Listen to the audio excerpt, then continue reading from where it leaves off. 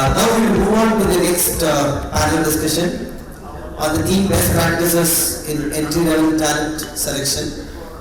And this will revolve around the services sector, and we have experts from the IT industry. We have with us Mr. Siddharth Gopalakrishnan, the partner from McKinsey and Company, to moderate this session for us today. With 16 years of experience, Siddharth is a partner of McKinsey & Co. based out of Mumbai. He advises and supports large organizations in automotive, home building, media, consumer tech, across Africa and other emerging markets apart from India. He has co-led the digital business building practice in India, and there are a lot of credits to him. And prior to his tenure with McKinsey, there is a selfish part to make this note that he was part of L&T in his initial days as part of the sales team in the control and automation. Today I am together to Mr. Siddharth, partner McKinsey. So the panel includes, I invite Mr. Rajiv Jain, the Executive Vice President and Global Delivery Head of the L&T EduTech, one of the largest technology major today from the L&T group. Mr. Jain, with his 32 years of experience, has managed successful deliveries and operations of various IT businesses globally. He is a result-oriented, coordinated and strong focused business leader. So he held leadership position in organizations like TCS, Satyam, Mastec, etc. before LTI. Today he heads the manufacturing, energy, ingredients division and the EVP and global delivery head for LTI. Now he leads the entire talent supply chain for LTI. Welcome sir. Today I am together to welcome Mr. Rajiv Jain on the dais. So we have another interesting person, Mr. Rajendran Dattapani, who is the Director of Engineering of Zogo Corporation. So very little different introduction. After dropping out from IIT Madras as an engineer in electrical and communication engineering, he went as part of the founding team of Zogo Corporation, and you know what Zogo is today. So he had multiple positions there in the company. Today he spearheads mobile development at Zogo with multi-talented team which builds mobile app for 45 million plus customers. And he's also the president of Zogo Schools of Learning, which is a little unique and different way of schooling which happens over Zogo there. And he's a very renowned TEDx speaker, technology evangelist, and he's with us. I will request Mr. Rajendran Dattapani to come on stage.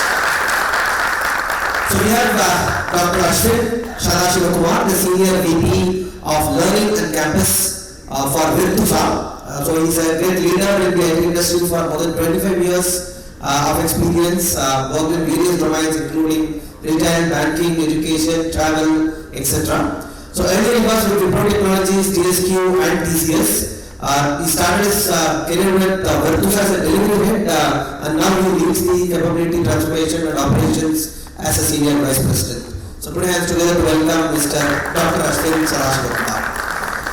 So we have Mr. Satish Rajaratnam. Again, this crowd needs no introduction. He is a senior VP HR of Emphasis. He is a very seasoned HR professional with more than 23 years of experience. He has held and led various HR leadership roles across geographies. He is a strong speaker as well as a strong HR professional in this part of country, and most of you know him. I would request Satish to come on dais.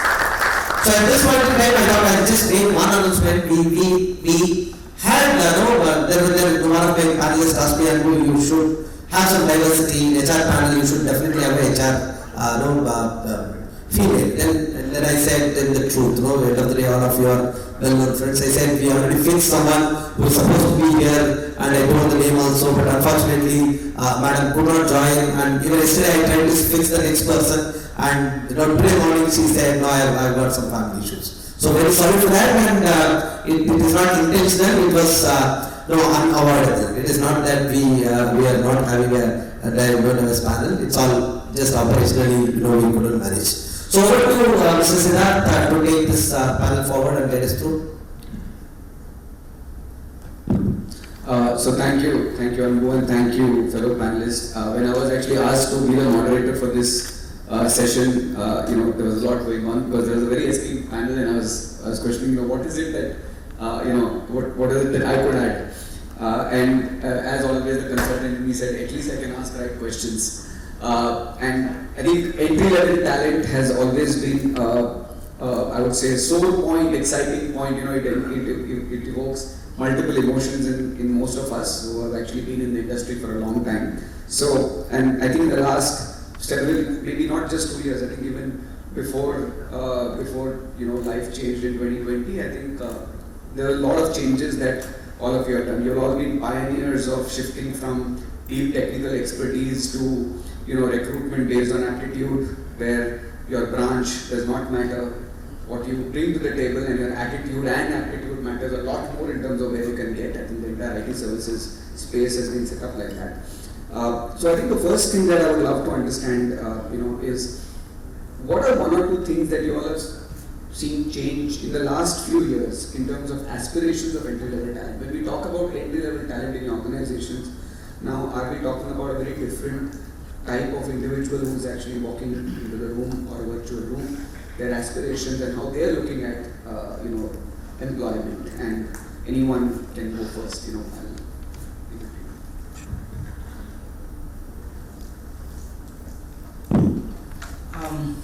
Thanks for the opportunity. I would say what has changed is the speed with which people want to grow and the amount of energy that they want to put in has changed. So, for example, right, they want to have optimum amount of energy put into the work, but they want extraordinary results very soon. So that has changed even before pandemic, right? It has started changing because of our, I think, when I came into the industry, job was a necessity for the family. I think we have moved on. Job need not be the necessity. It is a nice to have. So I think that nice to have has brought in its own challenges, and also it has brought in the innovation because people are now free. They are not thinking about a fear of job is not there. They are willing to experiment. They are willing to innovate. So that has changed. Any thoughts, Satish, or emphasis? I'm going to relate back to the industry that most of us came from, right? If you take a typical sprint, if you were to, I guess that's where now the metaphor is changing. Today's students or Zenalians, Alphas, Madhu and team called up in the previous panel as well. For them, everything is iterative. Right? They're not going to wait for the entire 9 years. Right? Am I getting my 4-year degree done, 3-year degree done, and then should I go take internship, learn the entire 9 years, and then start delivering? That mindset has shifted a lot. Today, whatever little that I know, can I put that to best use and monetize it to a large extent? When I say monetize, I mean not from a commercial perspective, but there is potential, right? I think that's the shift that's happened. And more so, the output orientation in our age of the grey that we have has changed to outcome orientation today. Today's generation is not looking at, look, I'm going to stay here for 20 years, make sure the company is built and grown, and I see the entire 9 years that's gone. I'm here to see what I can take back for my own growth and development. If I'm getting that, I'm here. If I'm not, I will go to the pasture where I could get that piece out, right? So that's the mind shift as well that's happening. So quick and iterative learning to match that aspiration, and the immediate recognition in terms of the outcome that they deliver. These are two things that's drastically shifted from what it used to be from earlier years. Yeah, that's really one short spin. I'll take a different approach to this, and I'll say the human mind hasn't changed. If you read the book Sapiens, you will know that probably 40,000 years we haven't really changed as human beings. Roti, kapda, makan was the same. Probably the concept of the Maslow pyramid hasn't changed. But today, what has changed is probably thanks to the pandemic or the way our people here, academicians and HR departments, have been more accommodative. There is now the facility, it is available for me. Why not take it? So a sense of impatience is setting in. I want it now, I want it today. Buy now, pay later. I don't want to spend a lot of time hoping for something amazing that will happen at the end of the rainbow, because these days rainbows are cheating me. Yeah? So that sense of let's do it now. It's happening even in relationships. Nobody wants a 60-year-old marriage. They want a happy relationship that will give them the pleasure or the happiness or the sustained satisfaction today.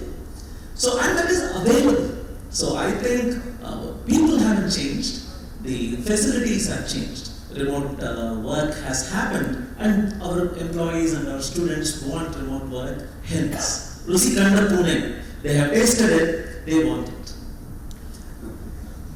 I'll just add one or two more points. I think what I find, and I look at my home, right? What I find is that this generation they are explorers. They don't have a long term in mind, I think, as everybody was saying, but I think they want to explore for a few years what is their calling, right? What kind of long term job or long term career that they want to develop, and I think first few years they just want to explore that. I'm sure it was happening earlier also, but it happens much more now, is what I see, right? And second is, I think they are very fast learners because of all the exposures that they have from the digital world. They very rapidly change and learn, and I think that provides them that exploration capability in terms of just try various things and then figure out what they want to do. The average is 3.5 jobs by the time you're 30.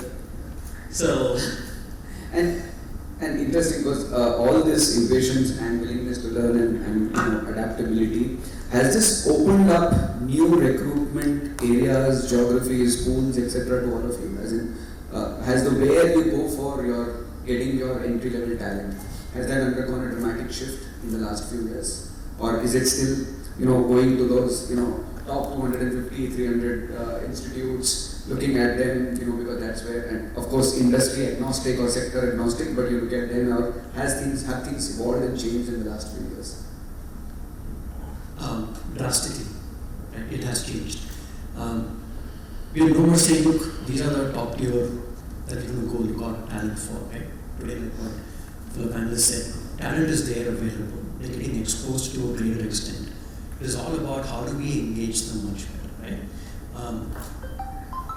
This again depends on what the customer needs are also. What is the business need, customer need, and the organizational need. There are various segments that we kind of go ahead and target. Say, for example, if you need a deep digital engineer, for example, where would you get that built out? Not about the technology or the domain expertise, but then the ability to solution, ability to analyze, and ability to deliver a solution, right? Where do you get that kind of talent? In which form, shape, and where they get trained? So that could be one segmentation. So it's all about creating personas and saying, for this type of persona, where do I go? So there's no limit to that right now. Most universities, like I said, every year you get to see 8% more passing out from our country. 8% of graduates getting passed out every year, in addition to what they are today. So the baseline is going up by 8% every year. At least in the last 2-3 years, it's become 7.5 to 8%. So the supply is so huge, and how do you get the best of all supply, right? And for that, there has to be differentiation, which has happened to a large extent. It could be a complex digital next work which you're doing versus, let's say, a ticketing issue for, I'm just giving a hypothetical example. How do you differentiate? The skill set for the earlier could be different from a skill set of later as to how we view it from a customer perspective is also different. That brings in the differentiation, that brings in our reach and approach towards multiple universities, which gets into those specific areas. Say, for example, cybersecurity. There are hardly few universities that does specific cybersecurity courses. So we go there to hire people from cybersecurity. That cannot be generalized all across. Likewise, we do liberal segmentation. We go all out. No more saying we go only to the top 10, no matter whether they are CS, IT, or any other stream. We pick them up. Gone are those days, right?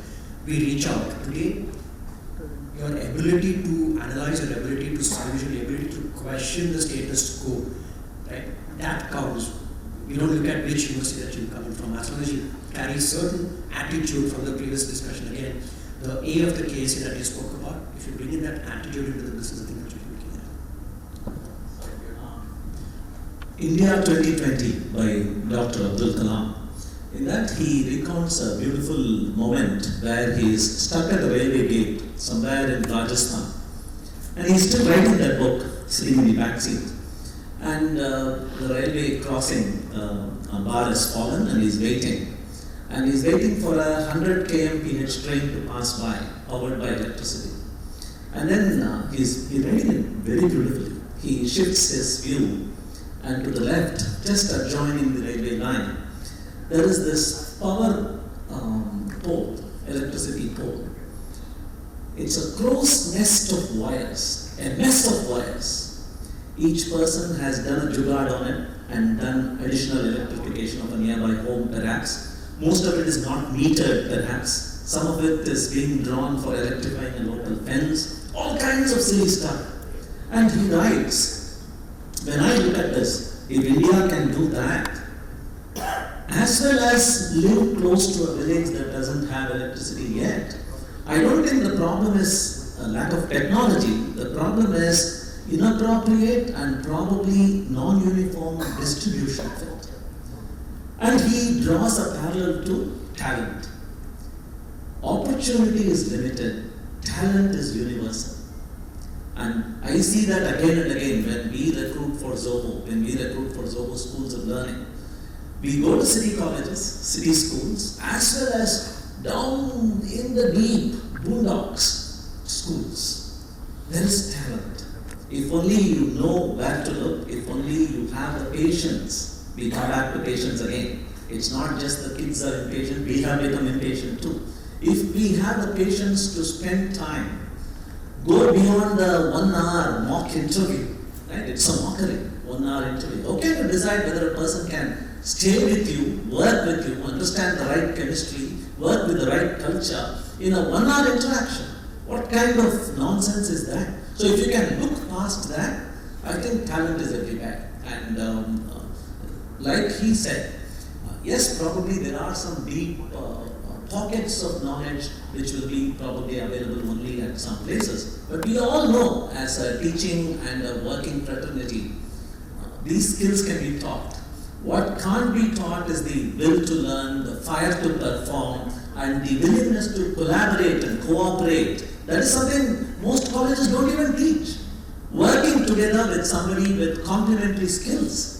If we can imbibe that, I think we have a surfeit of talent. We are flooded with talent. And has the footprint of recruitment also therefore changed? I mean, urban India to semi-urban to rural shift? Has that really happened in many of your businesses? So we made this shift. I had the campus part of what you said. We made this shift about 4-5 years back itself, where we said we won't be bothered about whether it's tier 1, tier 2. We will be more bothered whether the university wants to have a relationship with us. So we get into a deep relationship with them. In fact, universities which can change their syllabuses or fine-tune special classes which we can prescribe, from the 3rd year we started engaged. So today we have about 87 colleges relationship, and we mostly try to recruit only from these 87 colleges. That's one thing. Another one is we also opened up this event-based hackathon where we'll also, anyone across the country, if they can clear that hackathon and clear what we have as guidelines, can get it. So we have moved away from this concept of tier 1, tier 2, because there's so much of options for people who wants to work with us. We try to choose them. So I'm sure we're all on WhatsApp and we must have received this image someday or the other. It's about 2 views of a parapet wall and 3 heads are popping up over the wall. And then the camera shifts to the other perspective. One is a tall person. The other person has struggled to put some blocks and then he's come up. And the blocks say poverty and education and self-learning and so on. So are you going to treat them equally, or are you going to give more respect to the person who has struggled more?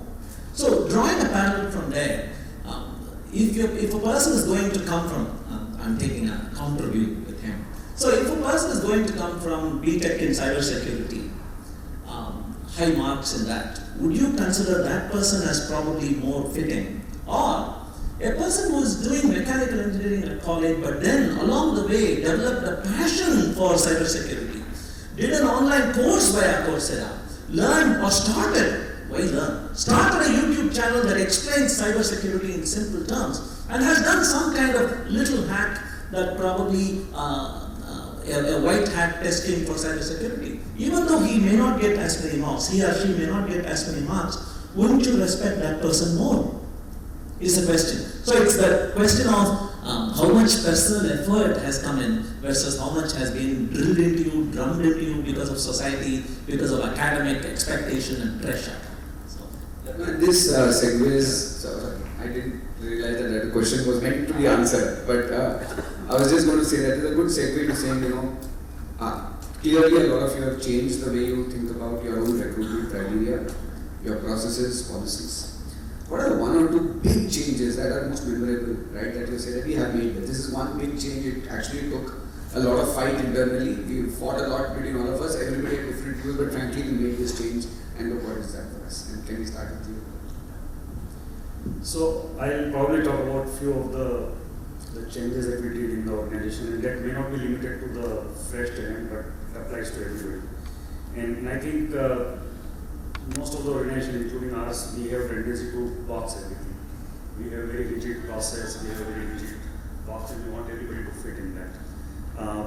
Last few years, the way the economy has evolved, the digital world that has evolved, we have seen that times have changed in the last few years.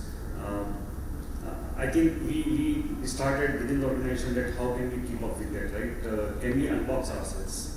Can we make it much more federated and democratic way of running the organization, and also treating the fresh talent that comes into the organization, right? That is where we looked at our entire way we box the fresh talent into particular training program or particular stream, and then we said, okay, this is the only way you can move up in the organization. Can we just change it completely? And we said that, okay, our job is to provide the environment, our job is to provide the tools, support, coaching, mentoring, and the world is yours.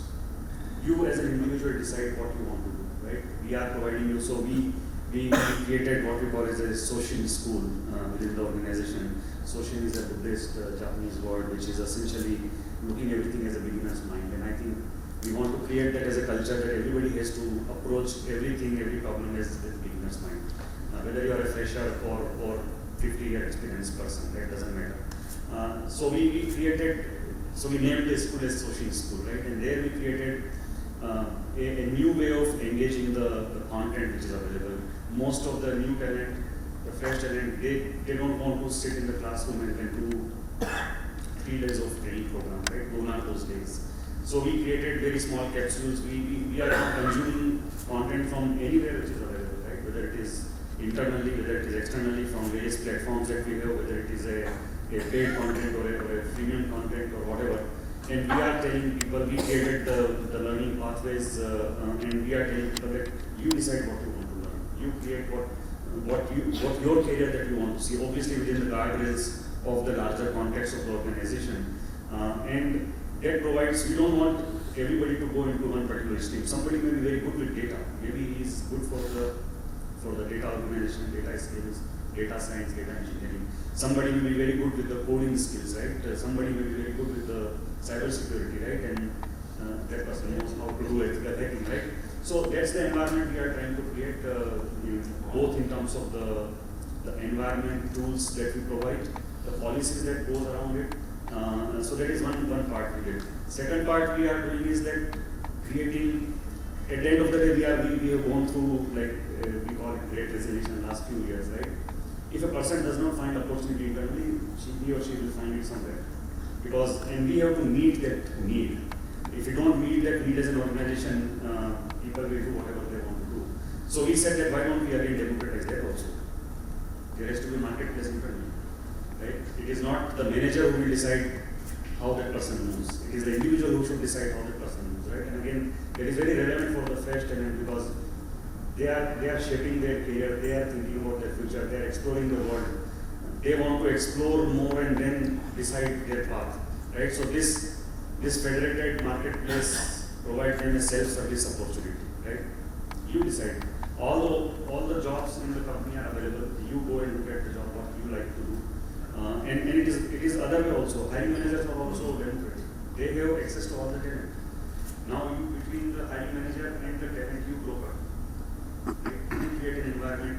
You find a complementary fit with respect to your you want to work together. Is there a complementary way of working? Does it make sense for both of you? So I think some of those it's a journey, obviously. We are not there yet, but I think that is what is changing the way we work. That is what is changing the way we create our policies, we create our tools and technologies. So again, basically we want to unbox. We don't want to just set the rigid way of working and say that this is the only way that can work in this organization. This is one question to all of the organizations. So, I was relating to what Sir was saying. Sir was saying, so be in the mind. So we moved, so what he said is, at least we will recruit only through internship. In the sense, we will give an opportunity, like Sir said, how can you decide, how can the person decide whether this company is fitting for them, or how can we decide? So we gave internship opportunities to all our people whom we offer, and they have an opportunity to choose us after the internship, we as well as them. So that way we were very open, saying that, and some people said no, I don't want internship and all, I only want. Okay, but if somebody wants to choose only internship, experiment with us, and we experiment with them, and put them in R&D, put them in different parts of the organization. That's one thing I think. It actually created a lot of vibes within the company and went to enter. Also, this is the first part. The second part is we moved away. See, we are about a 25,000, 30,000 people company. Our fresher demand always used to be around 1,000 people. And when it started, it used to be, when the year started, it would be 300. But when we closed, it would be 1,000. And you all know, you won't get people when you go this thing. So what we decided is we made that shift where we said, guys, and those, we are talking about 2 years back, there was enormous amount of demand and the supply was very less, right? We said, nothing doing, we were going to hire 4,000 people. Now, and we pushed the sales team, we pushed the delivery team, this is going to be your supply. This is one part of your supply. So that changed the way of where we look at, these are the people whom, so we were talking about, if Java full stack was never available, right, in the market. So you see, these are the people whom we can create. They will come with basic Java, they will come with a little bit extra of Java, they will come with Java++, or they will not come with, but we have about 4,000 people whom we can train and whom we can use. So that changed. The two things. One is internship model of recruitment. Second one is with respect to changing the game from a supply end. Not only looking at the demand end. Because if you look at the demand, nobody is going to ask for a fresher as part of the demand. The demand will be skills, skills and all that, right? How do you create that? So that is a major change. I would say the past couple of months or 6 months, this has taken a little bit of a beating, but I'm sure we'll come back. We want to move away from the model from a demand, and then we look at the supply also and then design. I'll take 10 minutes to regard to his question. I'm just going to come back to that piece. Now, it's again it all boils down to how soon you can monetize and impact the top and bottom line for the organization. So, if you're going to have the build and the timeline, yes, you can go to build, get some of the core competence and then build the adjacency and lead skill. But in our case, most of the time that we deal with, it's all about here and now, how I can get a talent in and get them built immediately. So that's why we need to go to institutes that have already done cybersecurity. The way that I could relate to him is also, I'm a CCNP Windows architect, right? Don't ask me what I'm doing in HR. But that's a transformation that we are talking from our areas that we've kind of grown together. That's the mindset we came from. But in today's generation, it's a different scenario. What Ashwin said, we go to campuses, not just the day of hiring, we go to them 6 months ahead. At least in few campuses, we have our own investments done to build their digital labs. It could be not just for the latest technology, it's also for futuristic technology. For example, we're investing on quantum, investing on digital labs, and so on and so forth. So we can start building that ecosystem much ahead in the curve to kind of get the institutes up to speed. We bring in outside view, market industry view, get the faculty trained and so on and so forth. That's something we bring in as a change. So that's the channel of that's the channel approach that we take. Right? That is one. Second, we hire people not for the domain or the functionality or the technical capability that they bring into the table, but we hire them for, are they good in data structures, are they good in algorithms, are they good in, let's say, a solution mindset, analytical ability and so on. So we hire students for who they are and we build what they want to be. So that's the shift that we bring in. So that's from much before they get onboarded, right? And once they're in, we have a platform internally called, Rajiv spoke about it, a largest marketplace. Internally we call it as Uberization, right? We Uberize talent. Look, I may have come in from a BE CSIT stream, but my interest lays in sales, for example, or I'm a solid guy in doing analytics, I should draw that example, right? You go to the Uberization platform, you get to see programs that are available. You can pick that up and get paid for that as well. So this is the additional potential earning capacity for an individual. So that would kind of give that solution of, hey, not just I'm doing what I've been asked to do, but I also get to pursue my aspiration and get paid for that as well. So these are a few dimensions that we bring in to freshers, to laterals, to everybody in the organization ecosystem to say, you don't get to do what has been asked to, but you also get to do what you like to do and build your skills as well. So that's the view that we bring. So I had time to compose my thoughts. So I'm going to say, here's a nice takeaway for you if you want. 3, 3, 3, 3. So I'll start with the 3R interview. Typically, that's what they all say when you Google for interview at Zoho or interview at some of the high-tech companies. They say, grow well in 3R interview or 3 levels of interviews and a whole day interview and all that. So that's the first 3, and we call that a mockery of sorts. It's an insult to the person who comes across, and it's also a waste of time. The interview that we do when we graduate school students from Zoho Schools of Learning is a 3-week period. We place them in the team. They have been with us for a year already. We place them in the team, and for 3 weeks, they get to sink into the team, soak in the atmosphere, the environment, the chemistry. Is it a talkative team? Is it a fun team? Is it a silent team? Is it a serious team?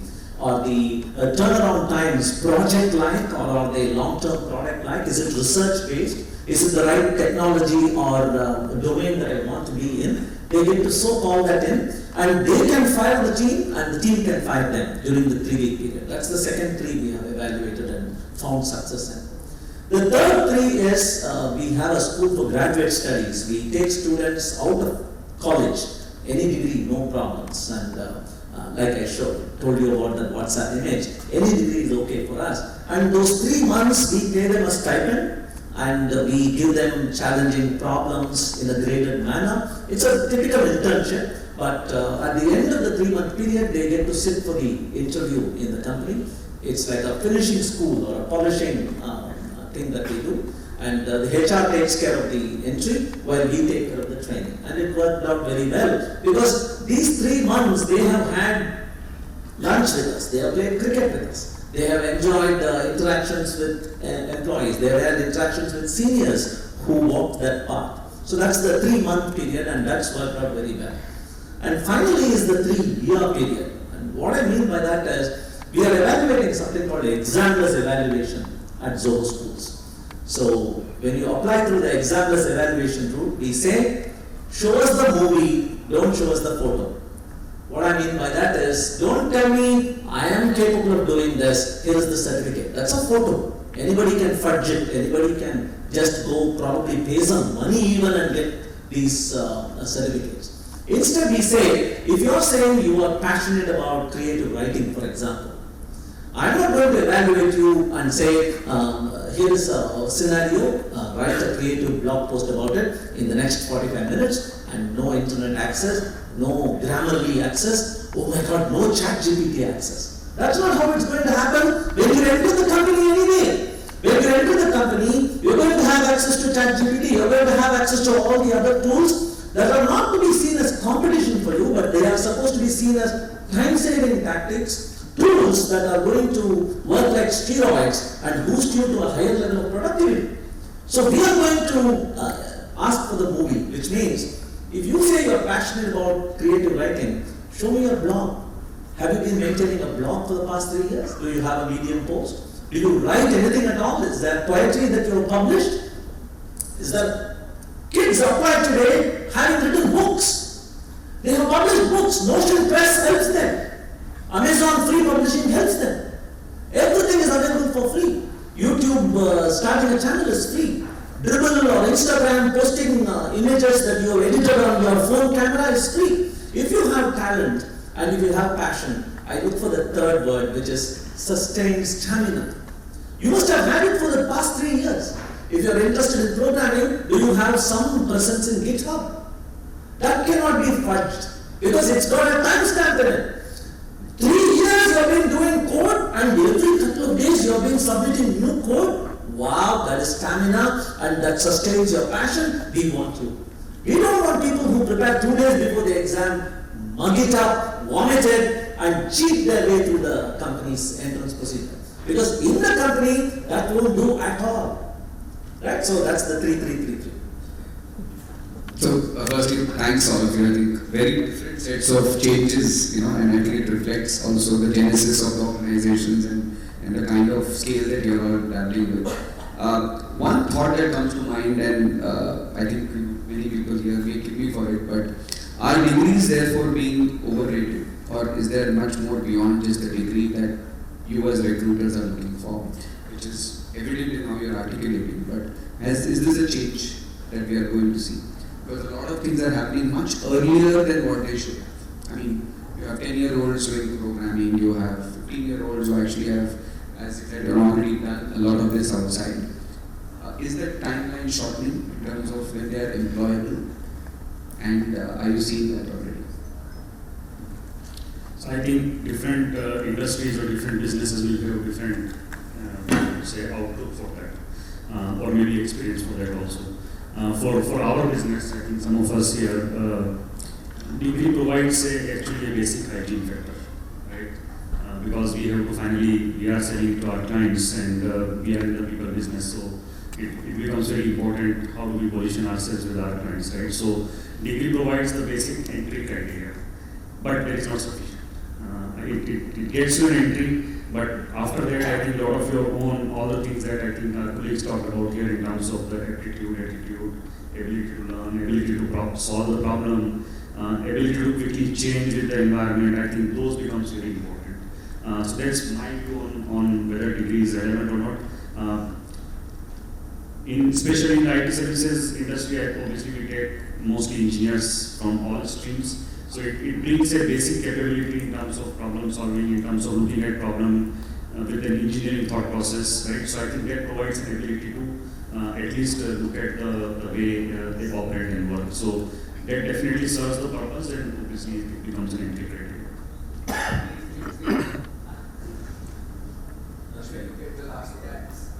He caught me unawares. So if you have the time and you have the money to power yourself through a degree program, by all means do. But when you're short of time and when you face a friend of mine just put her son through a degree program in the US, 60 lakhs loan at the ground. Okay? And she's saying, oh, we have to put some surety in all the associated sob stories haven't changed in 30 years. I'm sure some of you did that, right? You had to submit documents and all that.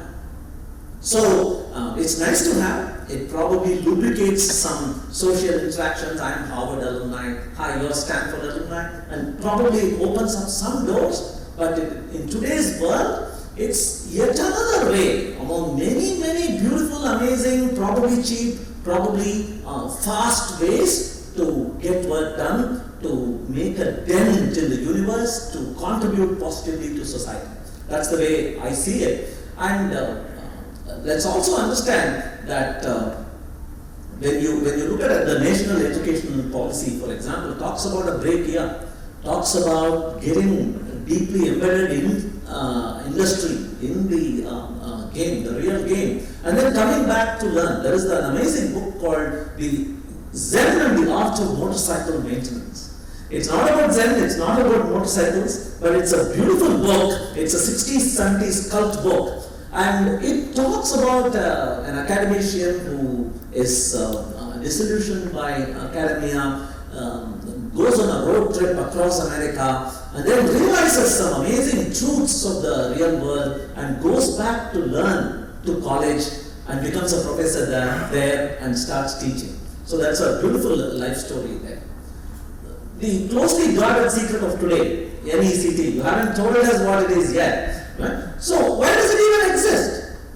If degrees are amazing, why can't I just take you at face value? Why did we even need an NECT to say, here is one final, no longer will we be in doubt about whether a person is good or not, if a degree is good enough. Why do we need a JEE? Why do we need a NEET?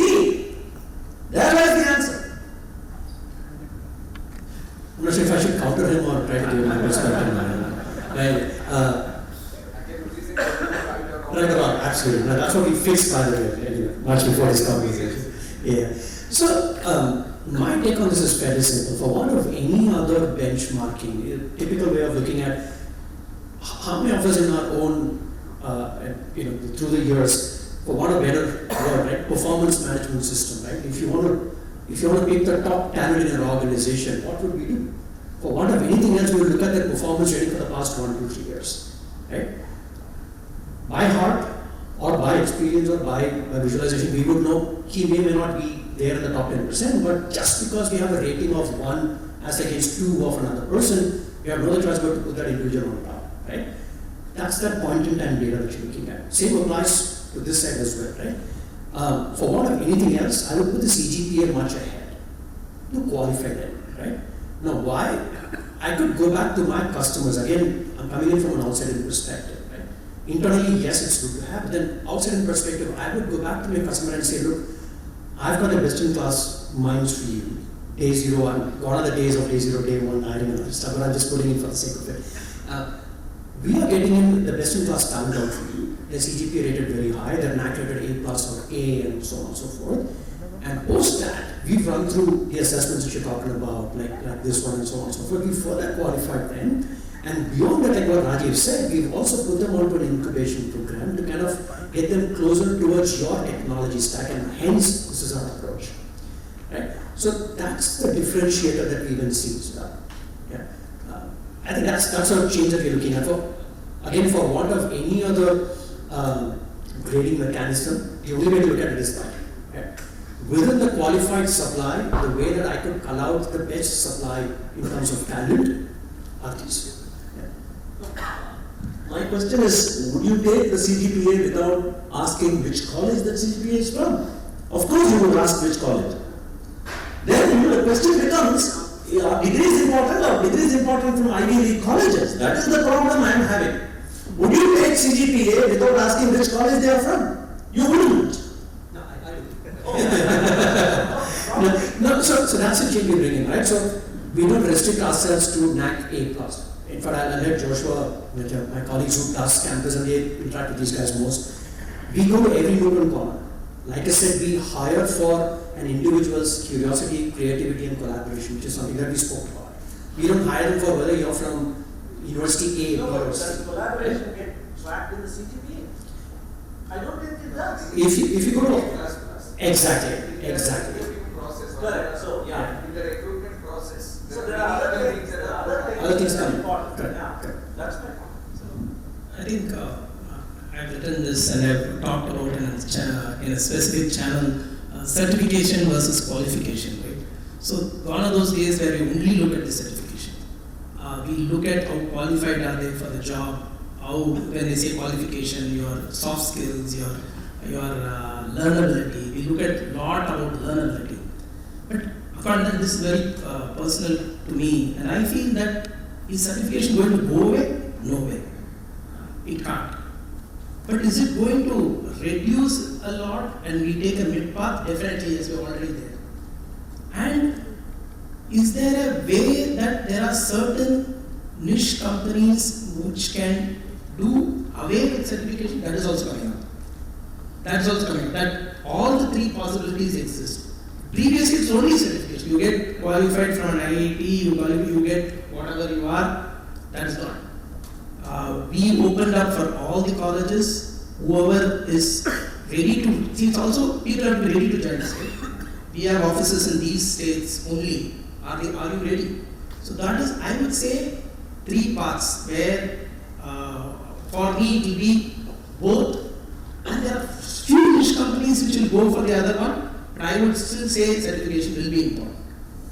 So, can we all agree on this thing though?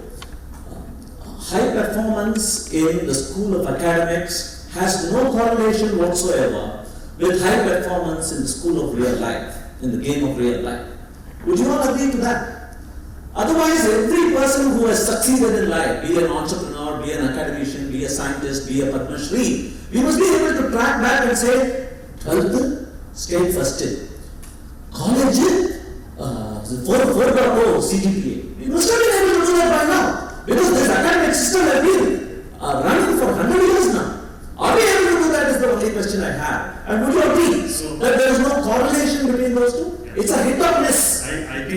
I think there is a lot that has been discussed about the way we educate or way we impart education in the industry. Right? I think a lot has been talked about that. I mean, I'm sure we all have a point of view on that and counterpoint of view on that.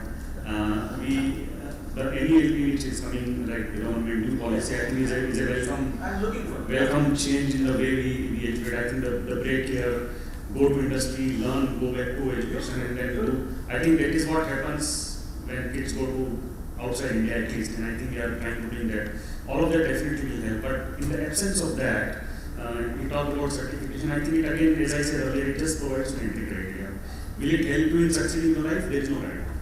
It's just one element of a function, right? So I think it gives you, and then the assumption is that if you have certain degree, certain certification, certain CGPA, you have some skills to do your job. But is this enough to create a competency? Answer is no. Is it enough to create your experience? Answer is no. I think that will come once person is in the corporate world, he or she has to go through that process, and then that after a few years, that differentiation of what you are doing automatically comes in. I think it's about the next 20-40 years of learning versus 4 to 6 years of learning before, right? And I think that's where the balance is. I'm also conscious of time, gentlemen, and so what I would love to do is take some questions from the audience, before we actually conclude. So, can somebody pass the mic?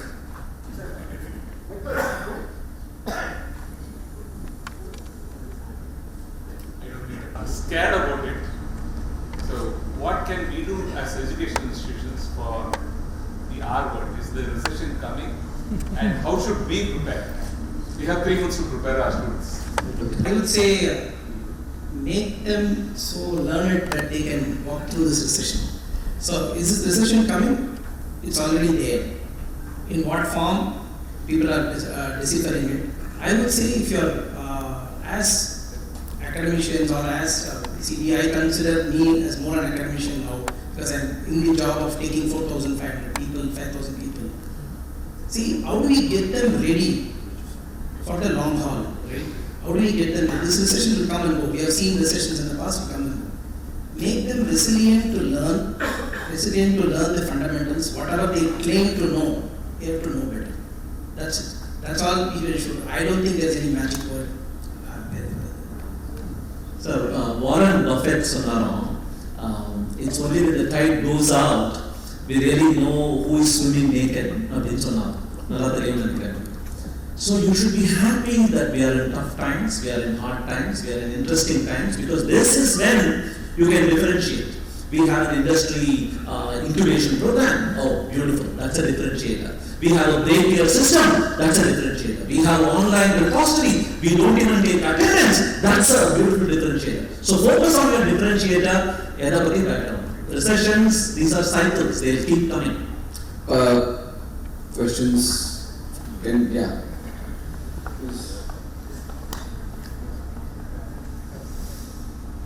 The challenge from the TPO, the point of view is, now the big challenge is the institution's work is not to teach.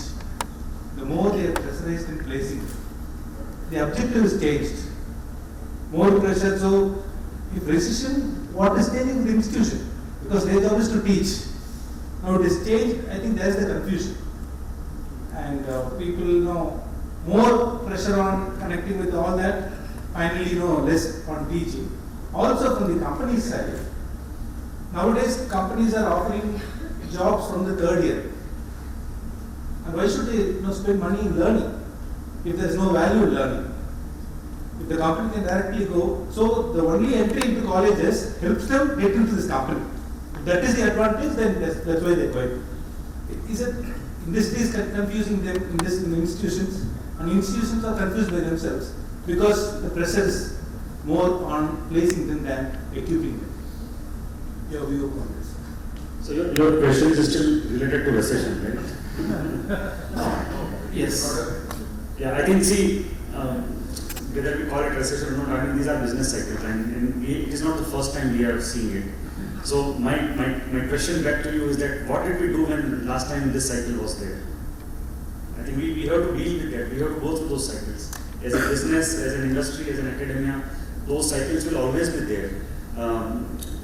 But the cycle that was last time was different. Cycle now is different, right?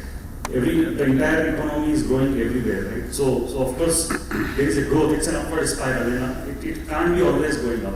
There has to be times when it gives an opportunity for introspection. It gives an opportunity to sit back, relax, and see what is going on. And maybe this is an opportunity for some of the bright guys create a completely different business out of it, of this opportunity.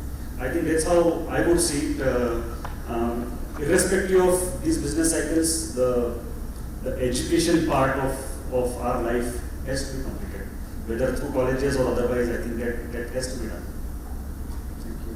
Suresh, you want to go also? Yeah, just 10 seconds. I would replace the recession with resilience, R&R, right?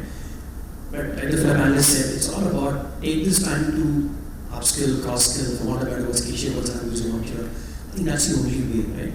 To me, institutes should focus on building capabilities, skills, and aptitude, and leave the rest to the students to kind of build the resilience part of it and be ready when the wave goes on. You're going to be the first one. Like you said, I mean, if you're there swimming even after no water, you're the strongest guy, right? So people will bounce on you, right? So that's where it is. So business is always cyclical.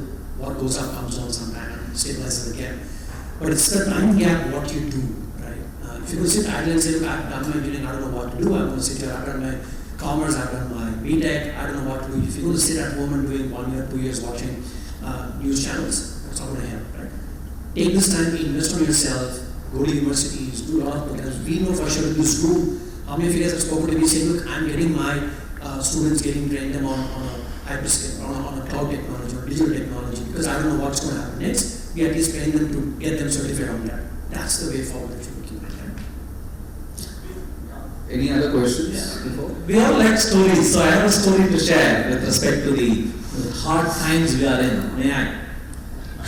After the one last question, I think we have. So, one last question. Sorry, go ahead. Satish, this question is for you. So you mentioned about getting talent by being different. Now, when I look at technology companies such as Amazon, Google, fans of the world, I clearly see that when they're attracting freshers, they have a strategy of being very clear when they want to be different.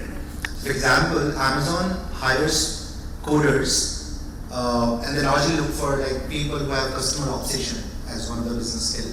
Google looks for googliness. If you look at companies like product companies like Dyson, they look for being different. Into the coding skills, into problem solving skills. So I want to understand, how do technology services business look at this? How do you bring clarity into being different? How do you create that differentiation among freshers, talent? If you can. I think I'm going to relate to what you just said, the earlier part of it. But then when we go to campuses, we look at the H in the human resources. We want to accentuate H in human resources, right? That's the main point that we look at. Like I said, we don't look at people with deep tech, deep domain, all of this stuff, at least from a campus perspective. They're kids, they're learning from universities, the ecosystem that they have, and whatever they could, they're trying to observe. But how do we go ahead and contribute back to them, right? And that's what we said, we go 6 months ahead, sit with them, make them understand this is where the industry is moving towards, and we kind of invest in certain universities also saying, let's build this curriculum together and so on and so forth.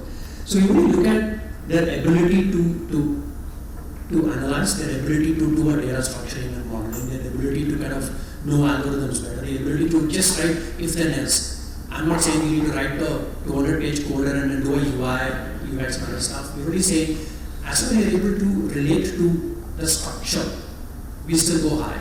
Right? It's like saying you come in by knowing A is agility, B is about branding, and C is about codility, and so on and so forth. The Rana Martins offer evil coach and mentor.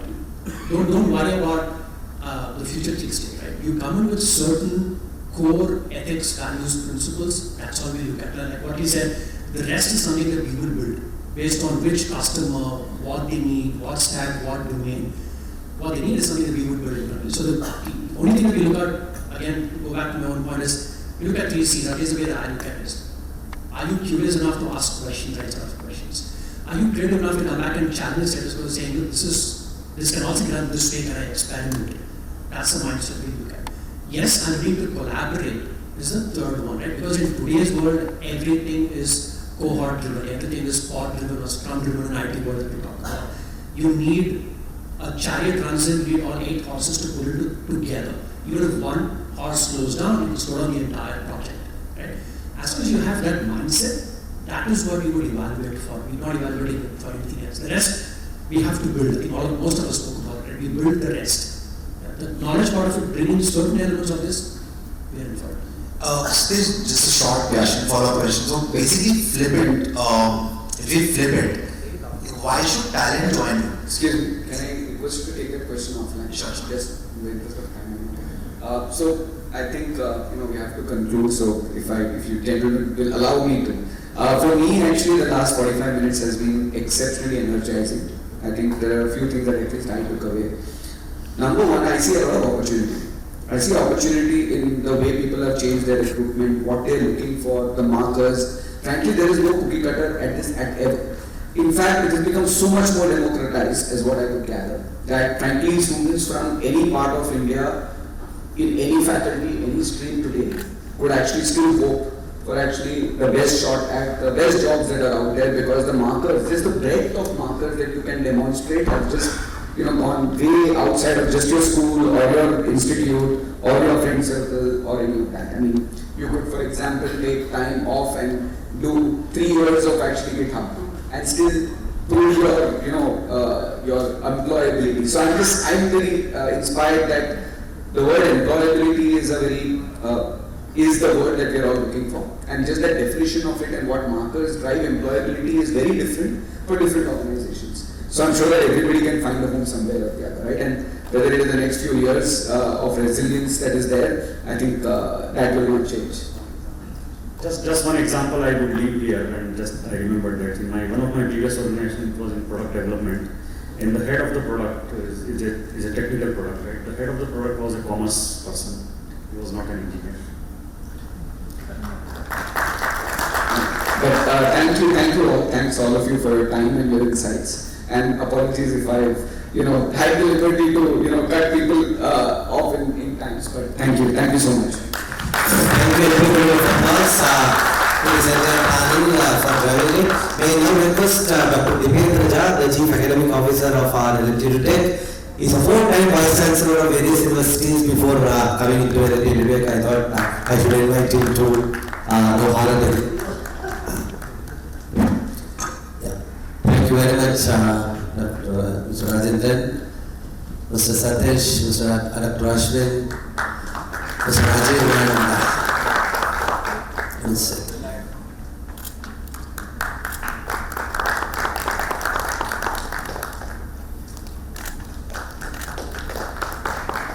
It's always an exciting time. I request everyone to join for a photograph and just join them for a photograph. If you get no friend, everyone. Yeah.